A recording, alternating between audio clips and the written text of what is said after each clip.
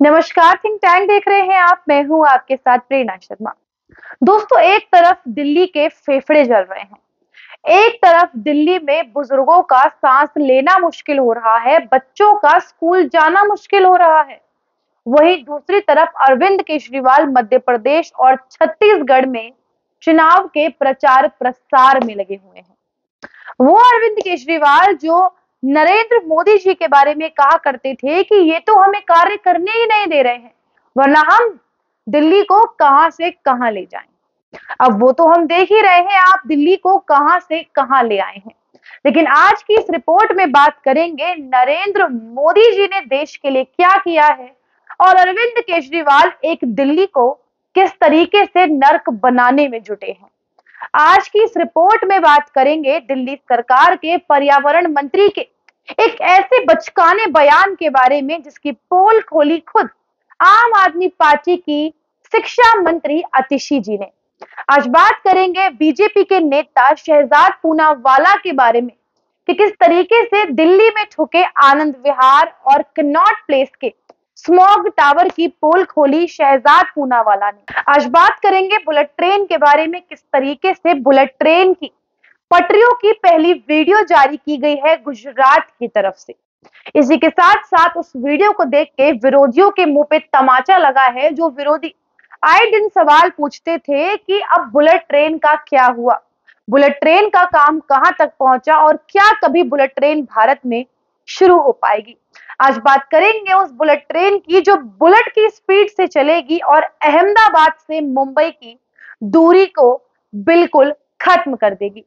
और दोस्तों, आज की इस रिपोर्ट में बात करेंगे ऑल ओवर दिल्ली के बारे में कि किस तरीके से दिल्ली का सत्यानाश किया है आम आदमी पार्टी सरकार ने और अरविंद केजरीवाल जी लगे हैं चुनाव जीतने में। तो चलिए शुरू करते हैं आज की इस रिपोर्ट को अंत तक जरूर देखना है, बिल्कुल भी स्किप नहीं करना है। दोस्तों, हम सभी जानते हैं कि अरविंद केजरीवाल जी ईडी का समन मिलते ही निकल चुके हैं छत्तीसगढ़ और मध्य प्रदेश के चुनाव प्रचार के लिए। लेकिन पीछे से दिल्ली की हालात यदि आप सुनेंगे तो आपके पैरों तले जमीन खिसक जाएगी। बुजुर्गों की आंखों से अपने आप पानी निकल रहा है, उनकी आंखों में जलन हो रही है। बच्चों को स्कूल जाने से मना कर दिया गया है। डॉक्टरों ने हिदायत दी है जिसे अस्थमा की बीमारी है, सांस लेने में तकलीफ है, वह 3-4 महीने के लिए दिल्ली छोड़ दें। लोगों ने अपने रिश्तेदारों को दिल्ली आने से मना कर दिया कि भैया दिल्ली मत आओ, जहां हो वहीं रहो, यहां आकर अपनी जान से हाथ धो बैठोगे। ये दिल्ली के हालात हैं। दिल्ली में प्रदूषण के स्तर की बात करें तो आज यानी कि 4 अक्टूबर को सारे रिकॉर्ड टूट चुके हैं। एयर क्वालिटी इंडेक्स 800 तक जा चुका है, जो कि नॉर्मली 50 से 100 होना चाहिए था। यानी कि खुद के सारे रिकॉर्ड दिल्ली में टूट चुके हैं और अरविंद केजरीवाल जी हाथ पर हाथ धर के बैठे हैं। वो अरविंद केजरीवाल जी जो बोलते हैं कि हम तो भारत को कहां से कहां ले जाएंगे, लेकिन नरेंद्र मोदी जी हमें कुछ करने नहीं देते।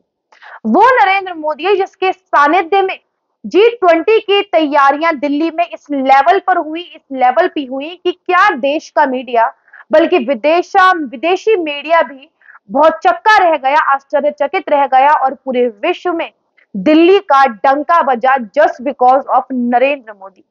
उस नरेंद्र मोदी जी के लिए अरविंद केजरीवाल आए दिन बोलते थे कि ये तो हमें कुछ करने नहीं देते। लेकिन आज नरेंद्र मोदी की बात करें तो नरेंद्र मोदी के सानिध्य में आज भारत में पहली बुलेट ट्रेन की जो एक पहली वीडियो होती है ऑफिशियल, वो जारी हो चुकी है और उसमें हम साफ देख सकते हैं कि किस तरीके से बुलेट ट्रेन बुलेट की गति से भाग रही है। इसी के साथ साथ आसपास का सारा एरिया खाली है और साइड में बड़े बड़े नॉइस पैनल लगे हुए हैं जिससे कि आसपास के लोगों को बुलेट ट्रेन की आवाज ना आए, क्योंकि बुलेट ट्रेन की गति बहुत ज्यादा होती है जिससे लोगों को नॉइस पोल्यूशन ना हो और लोगों को कोई तकलीफ भी ना हो। ये वीडियो सोशल मीडिया पर जारी हो चुका है, आशा करती हूं कि आप सभी ने देख लिया होगा। तो ये सब कुछ नरेंद्र मोदी जी कर रहे हैं जिसके बारे में अरविंद केजरीवाल जी बोलते हैं कि ये तो देश का बेड़ा गर्क कर देंगे। वहीं अरविंद केजरीवाल जी ने सिर्फ दिल्ली का क्या किया है वो मैं आपको शुरू से बता रही हूँ। दिल्ली की हालत ऐसी है कि वहां पर सांस लेना दुर्भर हो रहा है। दिल्ली के फेफड़े जल रहे हैं, दिल्ली में आग लगी हुई है। एक ऐसी आग जो लोगों को सांस ना लेने पर मजबूर कर रही है। इसी के साथ साथ बात करें नरेंद्र मोदी जी की, तो नरेंद्र मोदी जी ने वो कर दिखाया है जो आज तक भारत में कोई कर नहीं दिखाया। इस महीने अक्टूबर में जीएसटी के सारे रिकॉर्ड टूटे हैं, यानी कि लोग खरीद रहे हैं चीजें तभी जीएसटी भी पे कर रहे हैं। इस साल लोगों ने 30% ज्यादा घर खरीदे हैं अन्य सालों के मुकाबले, क्योंकि लोगों पर पैसा है तो वह घर खरीद रहे हैं। अक्टूबर महीने की बात करें तो देश में 2.5 लाख से ज्यादा गाड़ियां बिकी हैं, यानी कि लोगों के पास पैसा है तो लोग गाड़ियां भी खरीद रहे हैं। ये किया है नरेंद्र मोदी जी ने। बुलेट ट्रेन का उदाहरण मैं आपको दे ही चुकी हूं, देश किस गति से आगे बढ़ रहा है। G20 की बैठक हुई, भारत ने इस बार मेजबानी करी और क्या रिजल्ट निकल के आया है वो भी हम सब देख रहे हैं। लेकिन वहीं दूसरी तरफ दिल्ली की यदि बात करें तो दिल्ली में हालात बद से बदतर हो चुके हैं। और अरविंद केजरीवाल जो कहते थे हम दिल्ली को कहां से कहां पहुंचा देंगे, अरे दिल्ली तो क्या, ये पूरे भारत की बात करते थे, लेकिन आज भारत तो क्या, इन्होंने दिल्ली को भी कहीं तक नहीं छोड़ा। और वो एलजी जिसके बारे में ये कहा करते थे कि ये हमें कार्य नहीं करने देते, ये हमें डिस्टर्ब करते हैं, आज वही एलजी वीके सक्सेना दिल्ली के प्रदूषण को लेकर चिंता जता रहे हैं और उन्होंने एक मीटिंग भी रखी है। जिस मीटिंग में बुलाया तो अरविंद केजरीवाल जी को भी गया था, लेकिन अरविंद केजरीवाल जी चुनाव प्रचार प्रसार में इतने बिजी हैं कि उन्हें अपने दिल्ली के लोगों की घुटती हुई सांसें नहीं दिख रही हैं। दिल्ली के लोगों का घुटता हुआ दम भी नहीं दिखाई दे रहा है और अरविंद केजरीवाल प्रधानमंत्री बनने का सपना संजोए निकल गए हैं छत्तीसगढ़ और मध्य प्रदेश की तरफ। बात करें वीके सक्सेना दिल्ली के एलजी की तरफ से बुलाई गई इस मीटिंग के बारे में, तो इसमें तय होना था कि आखिरकार कौन से कदम उठाए जाएं इस पॉल्यूशन को कम करने के लिए।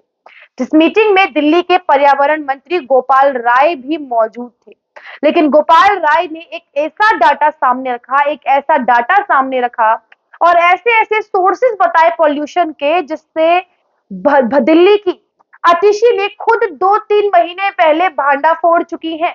यानी कि जो झूठ गोपाल राय जी ने आज बोला है उसकी ऑलरेडी क्लियर कट आंसर आतिशी जी 2-3 महीने पहले दे चुकी है। क्या है पूरा माजरा? दोस्तों, इस बैठक के दौरान गोपाल राय जी ने एक डेटा निकाला और कहा कि दिल्ली में जो प्रदूषण है उसका 31% केवल दिल्ली से आता है और बाकी का 69% यानी कि 69% हरियाणा, उत्तर प्रदेश, राजस्थान और पंजाब जैसे राज्यों से आता है।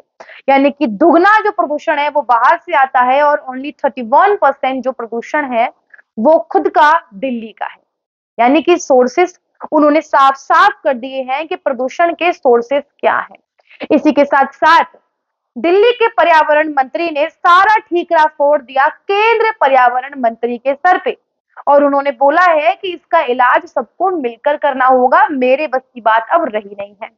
अब ये सोर्सेस तो गोपाल राय जी ने बता दिए कि ये प्रदूषण कहां से आता है, लेकिन आज से 1, 1.5 या 2 महीने पहले मैडम आतिशी जी एक प्रेस कॉन्फ्रेंस में गई थी, जहां पर आतिशी जी ने कहा है कि दिल्ली में जो प्रदूषण है उसे हम कम तो कर देंगे, हमारे बाएं हाथ का खेल है, लेकिन वो प्रदूषण आ कहां से रहा है वो तो हमें पता ही नहीं है।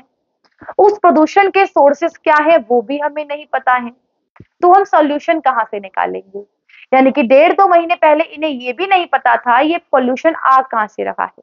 लेकिन जैसे ही एलजी ने बैठक बुलाई तो गोपाल राय जी न जाने कौन सा डेटा लेकर सामने आ गए। उन्होंने सारे सोर्सेस बता दिए, ए टू जेड सारे सोर्सेस बता दिए, लेकिन एक बार भी उन सोर्सेस में पंजाब में जलाई गई पराली का जिक्र नहीं किया कि पंजाब में जो पराली जलाई जाती है उसका धुआं दिल्ली आता है और दिल्ली के लोगों का सांस लेना मुश्किल हो जाता है।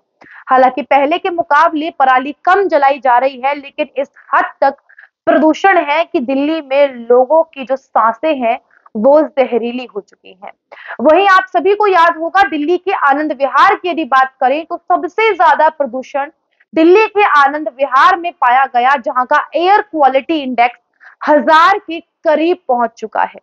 और वहीं उस आनंद विहार की बात करें तो आनंद विहार में ऑलरेडी एक स्मॉग टावर भी लगा हुआ है वो स्मॉग टावर जो सीपी में भी लगा है दिल्ली में, जिसका उद्घाटन साल 2021 में अरविंद केजरीवाल जी ने ही किया था। और जब श्रेय लेने की बारी आती है तो राजपाल यादव की तरह चुप चुप के मूवी में आप सभी ने देखा होगा, सबसे आगे आकर खड़े हो जाते हैं, चाहे जूता पॉलिश करना हो, चाहे कपड़े धोना हो। कुछ ऐसा ही अरविंद केजरीवाल जी करते हैं। जब श्रेय लेना होता है तो सबसे आगे खड़े हो जाते हैं, और जब लोगों की शिकायतें आती हैं तो मध्य प्रदेश और छत्तीसगढ़ चले जाते हैं चुनाव प्रचार करने के लिए। तो आज उन स्मॉग टावर की हकीकत की बात करें तो वो स्मॉग टावर आज दिल्ली में केवल लगे हुए हैं जिनकी लागत 21 से 22 करोड़ है, लेकिन आज उनके ऊपर ताला लगा हुआ है। दिल्ली बीजेपी के नेता शहजाद पूनावाला सीपी में मौजूद स्मॉग टावर पहुंचते हैं और मीडिया से बात करते हुए बताते हैं कि 21 से 22 करोड़ की लागत में बने ये स्मॉग टावर, इन पर ताला लगा हुआ है, ये कार्य ही नहीं कर रहे हैं। अब आप सोचिए 22 करोड़ रुपए जिस उपकरण पे खर्च हुए हैं और भी काम भी ना करे, तो ये एक सरकार के लिए कितनी बड़ी नाकामयाबी की बात होगी। और जब इनसे सवाल पूछा जाता है तो इसका भी ठीकरा ये केंद्र सरकार पर सौंप देते हैं। दिल्ली पॉल्यूशन कमीशन के जो एक नए अध्यक्ष हैं, इनका कहना है कि उन्होंने बिल पे नहीं किया आईटी मुंबई और आईटी दिल्ली को, इसीलिए ये स्मॉग टावर बंद कर दिए गए हैं। अब आप देखिए, जब उन्होंने बिल पे नहीं किया और आपके पास ये अथॉरिटी थी 4 दिन के लिए ट्रांसफर पोस्टिंग की, जो एक बहुत बड़ी पावर थी, वो दिल्ली सरकार के हाथ में आई थी, तब दिल्ली सरकार ने इस बड़े अधिकारी को ट्रांसफर क्यों नहीं किया या इनसे इस्तीफा क्यों नहीं मांगा? इन्होंने तो पूरा पूरा ध्यान शीश महल घोटाले को किसी भी तरीके से जनता के सामने ना आ जाए, उसका खुलासा ना हो जाए, इसे कवर करने के लिए इन्होंने दिन रात एक कर दिए। लेकिन दिल्ली की जनता के लिए जो स्मॉग टावर लगवाए गए हैं, उन्हें चलवाने के लिए इनसे एक अधिकारी ना ट्रांसफर किया गया, ना हटाया गया, ना उस अधिकारी को ऑर्डर दिए गए। ये है दिल्ली सरकार की हकीकत, और इतने जहरीले माहौल में जी रही है दिल्ली की जनता। दिल्ली वालों, यदि वीडियो देख रहे हो तो कान खोल कर सुन लो। यदि जान प्यारी है तो आगे से फैसला सोच समझ कर लीजिएगा कि हमें किसे वोट देना है, किसे वोट नहीं देना है। क्योंकि आपके अरविंद केजरीवाल जी तो भगवंत मान को कंधे पे टांग कर पहुंच चुके हैं छत्तीसगढ़ और मध्य प्रदेश, क्योंकि उनके पास अपना खुद का जेट है। लेकिन एक बार भी वे अपने राज्य के लिए, जो कि अर्ध राज्य है, पूर्ण राज्य भी नहीं है, अपने राज्य के लिए कोई कार्य करने में इतना कतरा रहे हैं कि वह तो वहां मौजूद भी नहीं है। इस खबर पे आप अपनी क्या राय रखते हैं, हमें कमेंट करके अवश्य बताइएगा। रिपोर्ट अच्छी लगी हो, पसंद आई हो तो कमेंट करें, शेयर करें, और हमारे चैनल थिंक टैंक को सब्सक्राइब करना बिल्कुल भी ना भूलें। नमस्कार।